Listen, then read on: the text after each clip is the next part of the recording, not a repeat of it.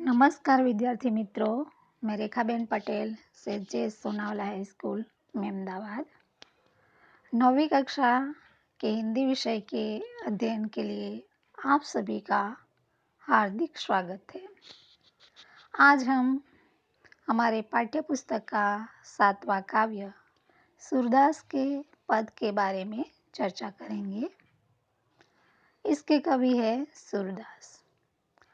तो सूरदास का जन्म सन 1478 और निधन सन 1573 माना गया है। महाकवि सूरदास जी का जन्म कुछ लोगों के मतानुसार दिल्ली के पास सिही नामक गांव में हुआ था। कई लोगों का मानना है कि इनका जन्म मथुरा के पास रुकना या रेणुका क्षेत्र में हुआ था। इनका जन्मांध होना भी विवादास्पद है।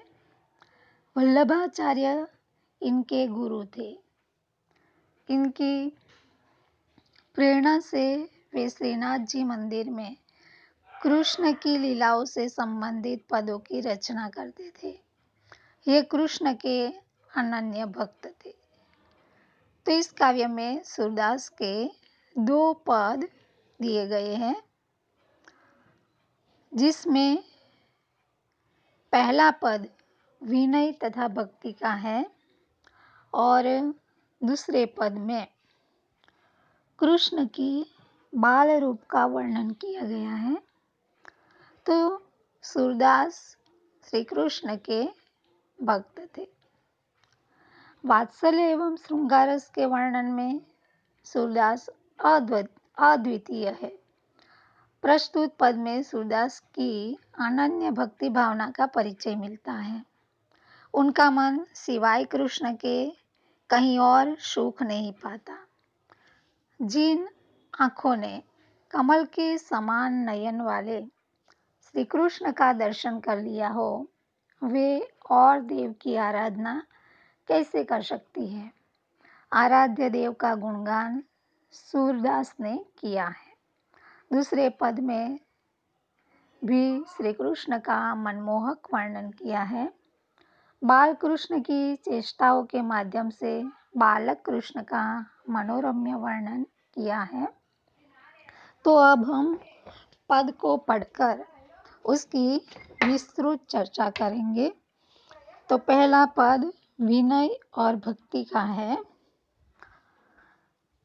तो देखिए, जैसे मेरो मान अनंत कहाँ सुख पावे, जैसे उड़ी जहाज को पंछी फिरी जहाज पर आवे, कमल नयन को छाड़ी महात्म और देव को ध्यावे, परम गंगा को छाड़ी पियासो दूरमती कूप खनावे, जिहि मधुकर अंबुज रस चाख्यो क्यों करिल फल भावे, सूरदास प्रभु कामधेनु तजी छेरी कौन दुहावे। तो यहाँ पर कुछ शब्द है, जिसमें पहली पंक्ति में है मेरो मन अनंत कहाँ सुख पावे। तो विद्यार्थी मित्रों, अनंत का अर्थ होगा दूसरे स्थान पर, अन्यत्र। दूसरा शब्द है जहाज। तो जहाज का अर्थ होगा नाव और पंछी का अर्थ होगा पक्षी।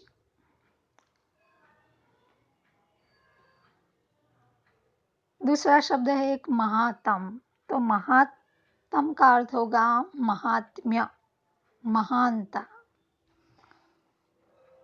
छांदी का अर्थ होगा छोड़कर और दूरमति का अर्थ होगा खराब बुद्धि वाला। कूप का अर्थ होगा कुआं और मधुकर का अर्थ होगा भंवरा और अंबुज का अर्थ होगा कमल। करील फल यानी कंटीली एक वनस्पति और कामधेनु का अर्थ होगा इच्छा के अनुसार फल देने वाली गाय। तो यहाँ पर सूरदास जी कहते हैं कि मेरा मन श्री कृष्ण के सिवाय और कहीं सुख नहीं पाता।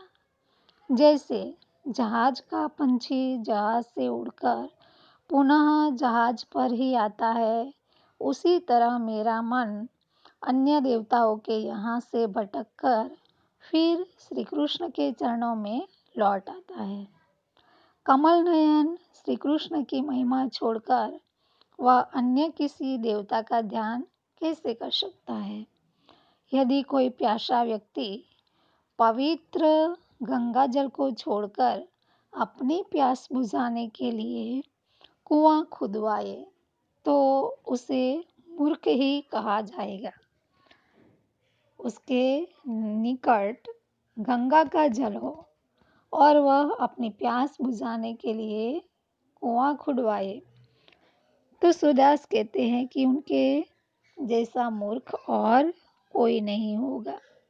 जिस भंवरे ने कमल के रस का स्वाद चख लिया हो, उसे करील का फल कैसे अच्छा लगेगा?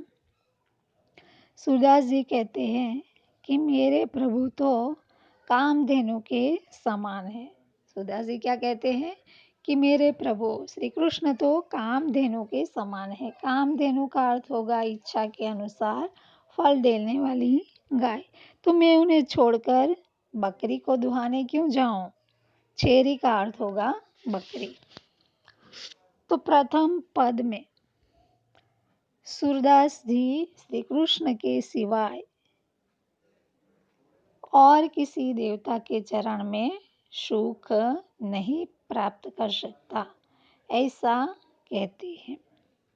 तो विद्यार्थी मित्रों, अब दूसरे पद के बारे में हम दूसरे वीडियो में चर्चा करेंगे।